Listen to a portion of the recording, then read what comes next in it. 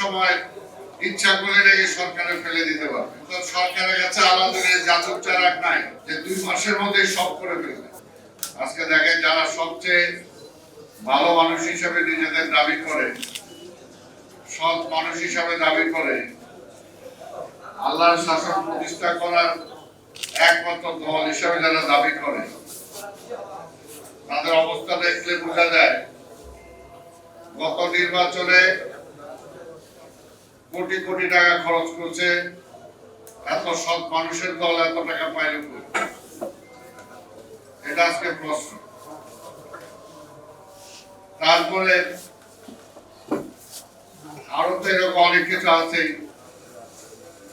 বলে সত্য কথা বলে কিন্তু মিথ্যার জুড়ি নেয়, যেটা বলে সেটা বিশ্বাস করে না।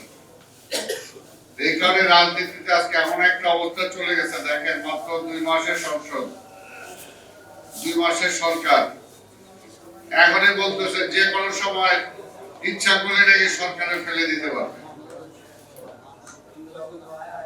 বলে হাসিনা 17 বছর ছিল, এরা কি 17 মাসও থাকতে পারবে না, তারা চাইবে।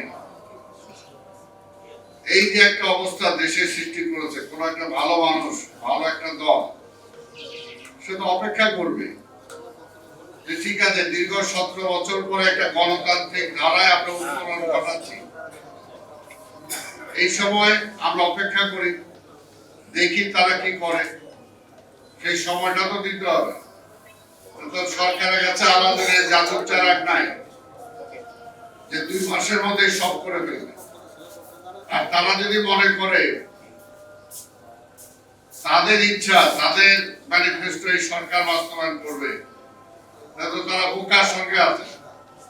কারণ মানুষ যদি মনে করতো যে আপনারা যেটা চান ওইটা বাস্তবায়ন করতে হবে, তাহলে তো মানুষ আপনারাই ভোট দিত।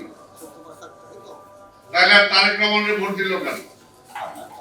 তারেক রহমানের ভোট দিছে, তারেক রহমান যা যা বলে মানুষের কাছে, মানুষকে সেটাকে বুঝিয়ে তারপর তিনি ভোট পেয়েছেন, তারেক রহমান সাহেব তো সেই কাজটাই করবেন, সেটাই বাস্তবায়ন করবেন।